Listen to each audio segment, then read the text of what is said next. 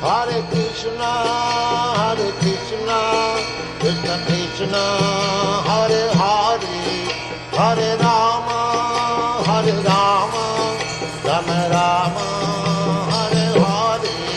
Hare Krishna, Krishna Krishna, Hare Hare, Hare Rama, Rama Rama, Hare Hare. Hare Krishna, Krishna Krishna, Hare Hare, Hare Rama,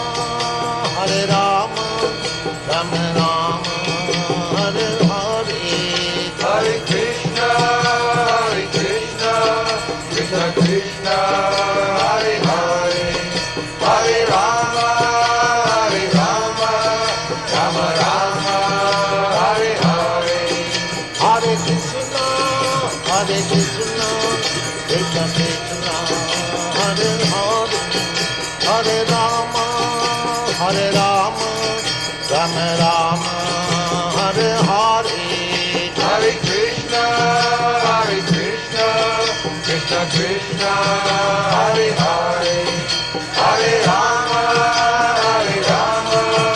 Rama Rama, Hare Hare. Hare Krishna, Krishna Krishna, Hare Hare, Hare Rama, Rama Rama, Hare Hare. Hare Krishna, Krishna Krishna, Hare Hare, Hare Rama, Rama Rama, Hare Hare. Hare Krishna,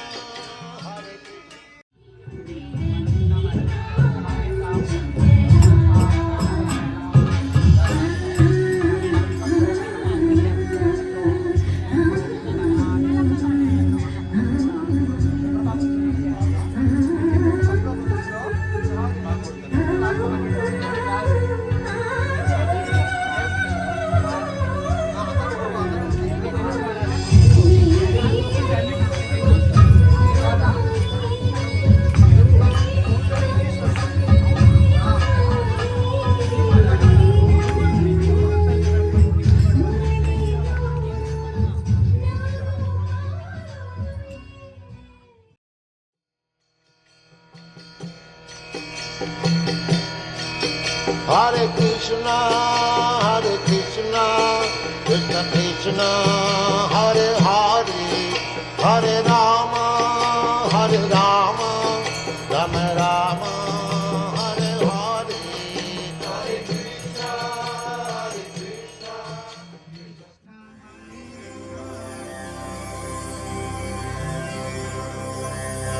ईश्वरः परमः कृष्णः सच्चिदानन्दविग्रहः अनादिरादिर्गोविन्दः सर्वकारणकारणम् चिन्तामणिप्रकरसद्मसुकल्पवृक्ष लक्षावृतेषु सुरवीरविपालयन्तम् लक्ष्मीसहस्रशतसम्भ्रमसेव्यमानम् गोविन्दमादिपुरुषम् तमहम् भजामि वेणुं क्वणन्तमरविन्ददलायताक्षम् बर्हावतं समसिताम्बुदसुन्दराङ्गम् कन्दर्पकोटिकमनीयविशेषशोभम् गोविन्दमादिपुरुषं तमहं भजामि आलोलचन्द्रकलसद्वनमाल्यवंशी रत्नाङ्गदं प्रणयकेलिकलाविलासं श्यामं त्रिभङ्गललितं नियतप्रकाशम् गोविन्दमादिपुरुषं तमहं भजामि अङ्गानि यस्य सकलेन्द्रियवृत्तिमन्ति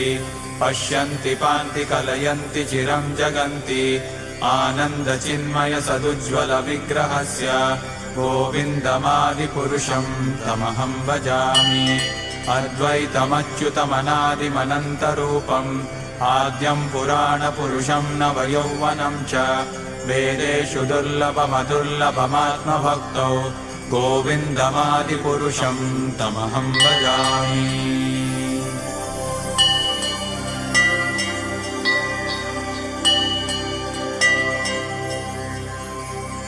पन्तास्तु कोटिशतवत्सरसम्प्रगम्यो वायोरथापि मनसो मुनिपुङ्गवानां सोऽप्यस्ति यत्प्रपदसिम्न्यविचिन्त्य तत्त्वे गोविन्दमादिपुरुषं तमहं भजामि एकोऽप्यसौ रचयितुं जगदण्डकोटिं यच्छक्तिरस्ति जगदण्डचयायदन्तः अण्डान्तरस्थपरमाणुचयान्तरस्थं गोविन्दमादिपुरुषं तमहं भजामि यद्भावभावितधियो मनुजास्तथैव सम्प्राप्य रूपमहिमासनयानभूषाः सूक्तैर्यमेव निगमप्रथितैस्तुवन्ति गोविन्दमादिपुरुषं तमहं भजामि आनन्दचिन्मयरसप्रतिभाविताभिः ताभिर्य एव निजरूपतया कलाभिः गोलोक एव निवसत्यखिलात्मभूतो गोविन्दमादिपुरुषं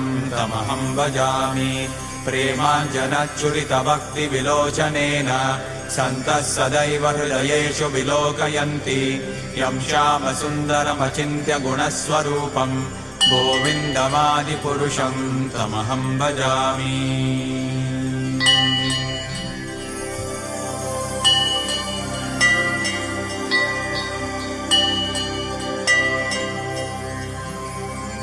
रामादिमूर्तिषु कलानियमेन तिष्ठन् नानावतारमकरोत् भुवनेषु किन्तु कृष्णः स्वयं समभवत् परमः पुमान्यो गोविन्दमादिपुरुषं तमहं भजामि यस्य प्रभा प्रभवतो जगदण्डकोटिकोटिष्वशेषवसुधादिविभूतिभिन्नं तद्ब्रह्म निष्कलमनन्तमशेषभूतं गोविन्दमादिपुरुषं तमहं भजामि माया हि यस्य जगदण्डशतानि सूते त्रैगुण्यतद्विषयवेदवितायमाना सत्त्वाबलं विपरसत्त्वं विशुद्धसत्त्वं गोविन्दमादिपुरुषं तमहं भजामि आनन्दचिन्मयरसात्मतया मनस्सु यः प्राणिनां प्रतिफलं स्मरतामुपेत्य लीलायितेन भुवनानि जयत्यजस्रं गोविन्दमादिपुरुषं तमहं भजामि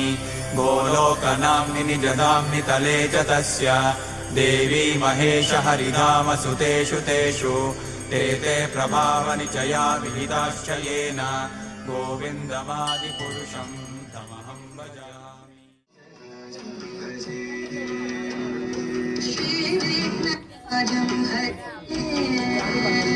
श्रीविघ्नराजं भजेऽहं भजेऽहं अमिह श्रीविघ्नराजं भजे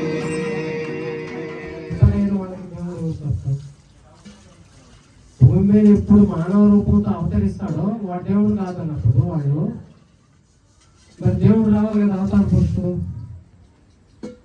కాబట్టి శివుడు రాడు కదా భూమి మీదకి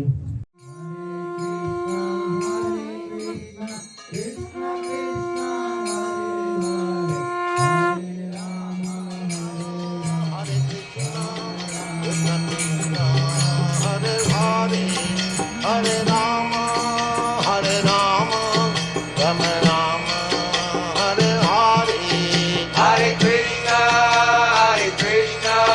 Krishna Krishna, Hare Hare, Hare Rama,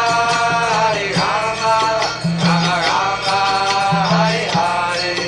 Hare Krishna, Krishna Krishna, Hare Hare, Hare Rama, Rama Rama, Hare Hare. Hare Krishna, Krishna Krishna, Hare Hare, Hare Rama, Rama Rama, Hare Hare. Hare Krishna, Krishna Krishna, Hare Hare, Hare Rama, Rama Rama, Hare Hare. Hare Krishna, Krishna Krishna, Hare Hare, Hare Rama, Rama Rama, Hare Hare. Hare Krishna, Krishna Krishna, Hare Hare, Hare Rama, Rama Rama, Hare Hare. Hare Krishna,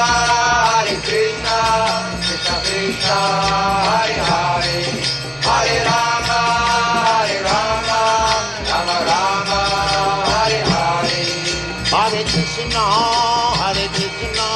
Krishna Krishna Hare Hare, Hare Rama.